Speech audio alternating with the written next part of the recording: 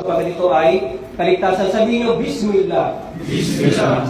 Asyhadu an la ilaha illallah wa asyhadu anna Muhammadan abduhu wa rasuluh wa asyhadu anna Isa Abdullahi wa rasuluh.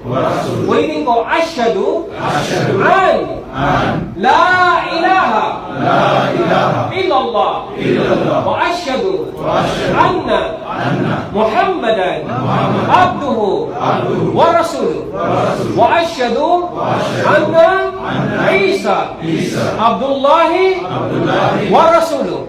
Sa Tagalog, ako'y sumasaksi na walang sinuman ang karapat-dapat at bukod-tangi na dapat sambahin kundi ang tunay na Diyos, ang Allah. At sumasaksi rin ako na si Muhammad ay lingkod, alipin, at sugo ng Allah. At sumasaksi rin ako na si Jesus, anak ni Maria, alipin, lingkod, at sugo ng Allah.